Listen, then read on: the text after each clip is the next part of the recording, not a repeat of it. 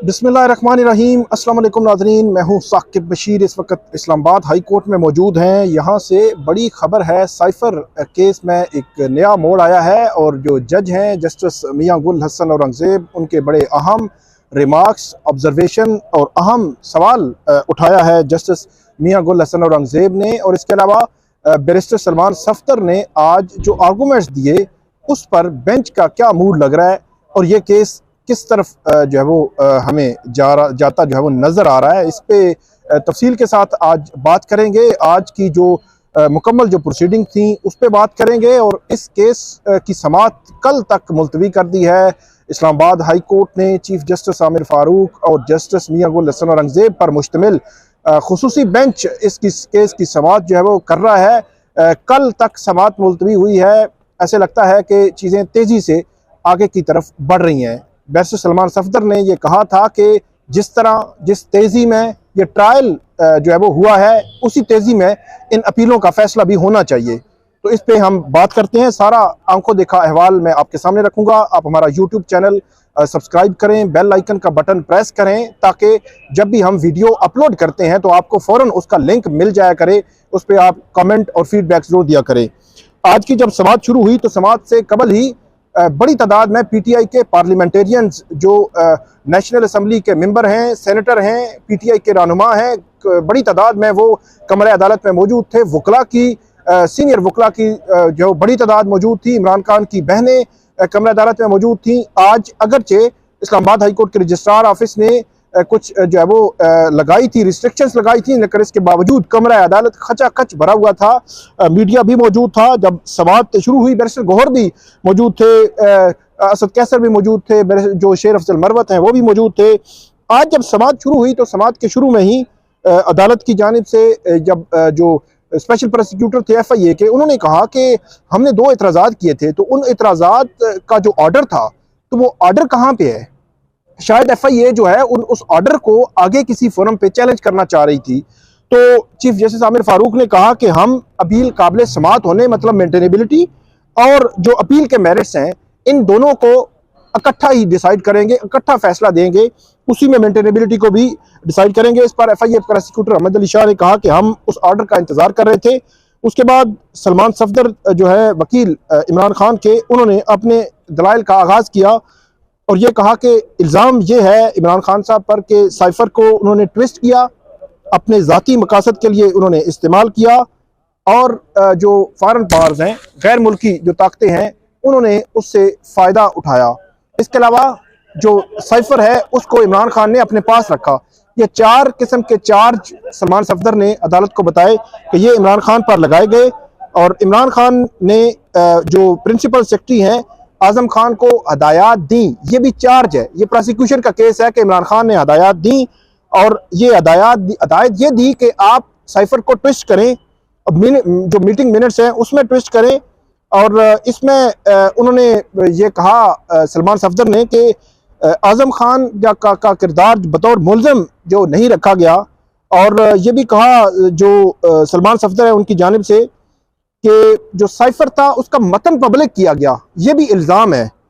उसके बाद सलमान सफदर कहते हैं कि इल्ज़ाम ये भी है कि 28 मार्च 2022 को बनी गाला मीटिंग में साजिश तैयार की गई और बुनियादी तौर पर 4 किस्म के इल्ज़ामात लगाए गए। उसके बाद आज़म खान कहते हैं कि इस केस में जब सलमान सफदर कहते हैं कि जब आज़म खान का मामला आया तो वहाँ पे आज़म खान जो लापता हो गए थे उसका तज़किरा भी उन्होंने किया कि आज़म खान को बतौर मुल्ज़िम FIA ने नहीं रखा इसमें। अब वो गवाह हैं, इसमें बतौर गवाह उन्होंने स्टेटमेंट रिकॉर्ड कराई है और उनकी जो स्टेटमेंट 161 की जो बिफोर तफ्तीशी अफसर होता है, जो प्रोसिक्यूशन एजेंसी होती है, उसके सामने जो स्टेटमेंट रिकॉर्ड हुई 161 का बयान फिर 164 का बयान वो सेम डे हो गया। उन्होंने कहा FIR होती है 16 अगस्त को और जो आज़म खान है वो अचानक लापता थे, उनकी FIR भी हो चुकी थी लापता होने की, इस्लामाबाद हाई कोर्ट में केस भी पेंडिंग था।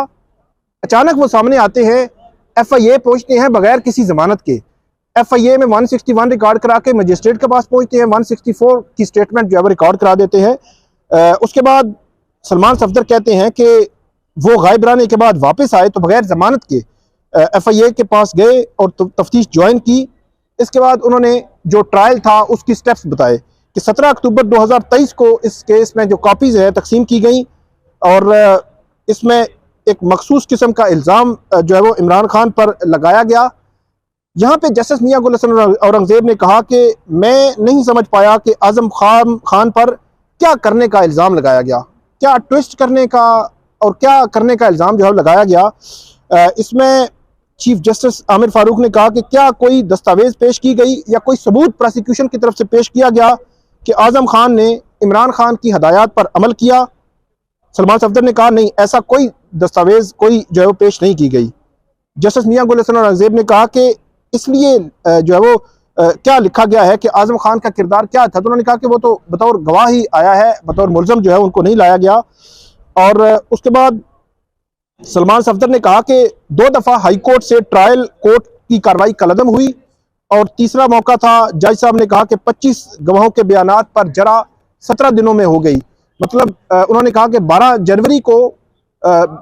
जनवरी तक 2 दफ़ा ऐसे हुआ कि पहले 23 अक्टूबर को फिर 13 दिसंबर को 2 दफ़ा जो साइफर का ट्रायल था वो कलअदम हुआ और फिर 12 जनवरी को तीसरी दफ़ा जब कोर्ट ने प्रोसीडिंग शुरू की तो जिन गवाहों के बयानात को कलअदम करार दिया था हाई कोर्ट ने, तो उससे आगे केस चला।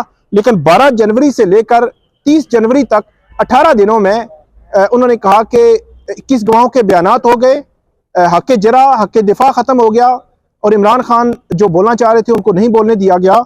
और जज साहब ने 12 जनवरी से 30 जनवरी तक ये समझा कि जो डिफेंस है, मतलब इमरान खान की जो लीगल टीम है और शाह महमूद कुरैशी की, वो तावन नहीं कर रही, तो इसलिए हम जो है वो इनका हक जरा ख़त्म कर देते हैं। बुनियादी तौर पर सलमान सफदर ये कहना चाह रहे थे कि 29 अगस्त से जो मामला शुरू हुआ था जो ट्रायल का, वो 12 जनवरी तक जारी रहा।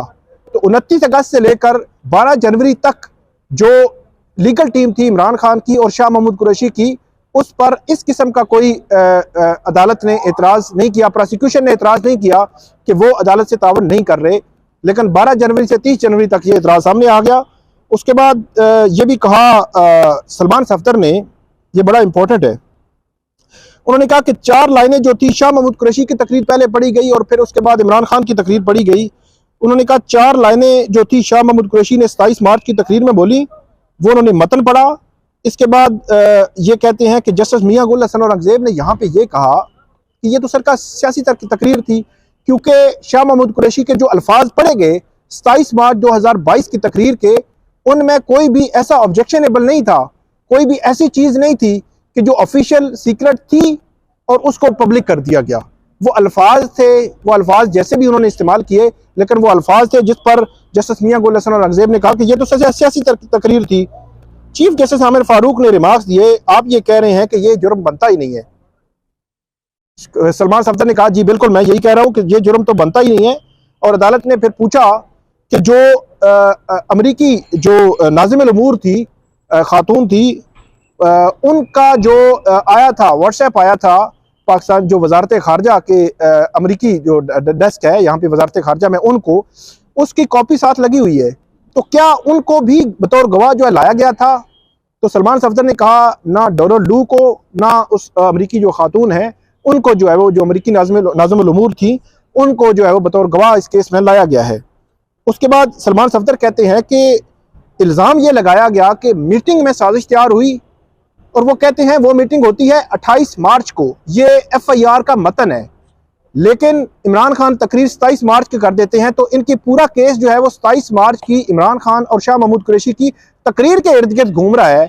और ये कहते हैं कि साजिश तैयार हुई, इसका मतलब ये हुआ कि इनके बकौल साजिश बाद में तैयार हुई और उस पर इम्प्लीमेंट पहले ही हो गया कि 28 मार्च को ये जो मीटिंग हुई बनी गाला में FIR के मतन के मुताबिक, तो बाद में उस पर अमल हुआ। तो ये वो पॉइंट था, उन्होंने कहा कि ये प्रोसिक्यूशन ने पहले ये डाल तो दिया था, लेकिन इनको बाद में समझ आई कि ये हमने क्या कर दिया है और उसके बाद इन्होंने इसको बाद में शामिल जो है वो नहीं किया, लेकिन FIR में आज भी ये जो है वो मौजूद है।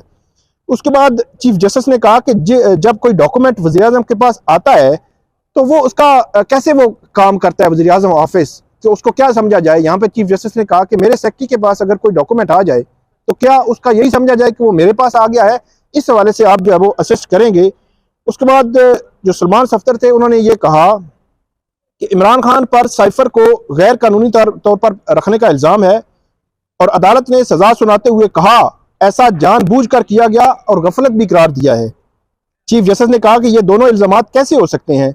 जानबूझकर किया होगा या गफलत की होगी? मतलब या तो जानबूझकर किया है या गफलत है, दोनों एक दम में कैसे हो सकती है? गफलत का मतलब तो ये है ना कि आपको काम कर रहे हैं तो उसमें हो गया है, अगर जानबूझकर कर रहे हैं तो वो तो गफलत तो ना हुई। तो ये चीफ जस्टिस ने कहा। उसके बाद उन्होंने ये भी कहा चीफ जस्टिस ने कि बदकिस्मती से 1947 से गोरा जो कानून बनाकर गया उसने ये नहीं कहा था कि आप इसमें तब्दीली नहीं कर सकते। उन्होंने कहा कि एक और अलमिया यह भी है कि जिस कानून को हम छेड़ते हैं वो खराब कर देते हैं। और इसके बाद चीफ जस्टिस ने यह भी कहा कि पार्लियामेंट मौजूद है, मुख्तलिफ हुकूमतें आई, वो अमेंडमेंट कर सकती थी, तरमीम कर सकती थी इन लॉज में, लेकिन नहीं की गई। सलमान सफ्दर ने अपने आर्गूमेंट्स आगे बढ़ाते हुए मजीद कहा कि आर्म फोर्सेस और जो प्रोहिबिटेड जो प्लेसेस हैं, ममनुआ जगह हैं, और गैर मुल्की ताकतों के हवाले से इसके पूरे केस में लिंक जो है वो मिसिंग है। कि मतलब आर्म फोर्सेस का कोई रोल नहीं है, बताया भी नहीं गया, कोई सीक्वेंस भी नहीं बनता। जो ममनुआ जगह हैं उनका भी उन्होंने कहा कि कोई नहीं बताया गया, और जो फॉरेन पावर्स हैं उनके हवाले से भी कुछ नहीं बताया गया। उसके बाद अदालत ने जो जस्टिस मियां गुल हसन औरंगजेब ने यहाँ पे रिमार्क्स दिए कि कानून के मुताबिक गैर मुल्की ताकत का बताना तो जरूरी है कि कौन सी गैर मुल्की ताकत थी। ये बुनियादी पॉइंट ये है कि अदालत ने नहीं कहा, लेकिन उस वक्त ये डिस्कस होता रहा कौन सी गैर मुल्की ताकत थी, उसने किस बुनियाद पर क्या किया कि जिसकी बुनियाद पर सजा दी जाए। उसके बाद अदालत ने पूछा कि साइफर की ओरिजिनल कॉपी किधर है? उन्होंने कहा कि वो तो FIA बताएगी कि किधर है। जस्टिस मियां गुल हसन औरंगजेब ने कहा कि ये लेटर जो है, मतलब साइफर जज को दिखाया गया था, ट्रायल जज अबुल असनाद को? तो उन्होंने कहा नहीं दिखाया गया। अदालत ने कहा कि चीफ जस्टिस आमिर फारूक ने कहा कि जो सीक्रेट डॉक्यूमेंट होता है वो सील भी आप कर देते हैं, सील करके आप जो है वो अदालत के सामने जो है वो पेश कर सकते हैं। सलमान सफदर ने कहा कि अगर इमरान खान ने वो बता दिया था जो सीक्रेट है, जो ये दिखाना नहीं चाह रहे, तो फिर सीक्रेट क्या हुआ जो ये छुपा रहे हैं कि पब्लिक में नहीं लाना चाह रहे, अदालत के सामने नहीं लाना चाह रहे, ट्रायल कोर्ट के सामने नहीं लाना चाह रहे? तो ये बड़ा इंटरेस्टिंग एक उन्होंने पॉइंट अदालत के सामने रखा कि अगर सीक्रेट जो है वो पब्लिक में नहीं लाया जा रहा तो इट मीन कि वो सीक्रेट है, वो तो पब्लिक में हुआ ही नहीं है। उसके बाद ये उन्होंने कहा कि कोई भी पूछा गया अदालत की जानिब से कि क्या कोई रिटेन कर सकता है साइफर को, तो उन्होंने कहा नहीं कर सकता। उसके बाद चीफ जस्टिस ने कहा कि अदालत को बताया गया कि साइफर कोडेड शक्ल में वसूल होता है और साइफर डी कोड करके उसकी 4 या 5 कापियां बनती हैं जो शख्सियात के पास जाती हैं और वापस आती हैं। चीफ जस्टिस ने कहा कि क्या अमेरिका में पाकिस्तान के सफीर असद मजीद ने कुछ कहा? हम पूछना चाह रहे हैं कि वो कम्युनिकेशन क्या थी, साइफर में क्या लिखा हुआ था, या साइफर में कोडेड फॉर्म में आया, डी कोड हुआ, तो क्या निकला उसमें से? वो क्या कम्युनिकेशन थी जो ऑब्जेक्शन जिस पे है कि वो पब्लिक हो गई और सजा दे दी गई? उसके बाद जो वकील थे उन्होंने कहा कि ये तो हमें भी नहीं मालूम, हमने डॉक्यूमेंट नहीं देखा, ना जज साहब ने देखा है। उसके बाद जो जस्टिस मियां गुल हसन औरंगजेब है उनका पॉइंट एक ही था कि वो इन्फॉर्मेशन है क्या, किधर है वो इन्फॉर्मेशन? FIA प्रोसिक्यूटर ने कहा कि वो क्लासिफाइड डॉक्यूमेंट है। बहरहाल अदालत ने उनको कहा है कि आप इसको देखें, इसका जवाब आपने देना है। और सलमान सफ्दर ने कहा कि ना ओरिजिनल साइफर, ना ही जो ट्विस्ट किया हुआ कोई मतन है, कोई चीज़ है, वो जो है वो कभी सामने आई है इस हवाले से।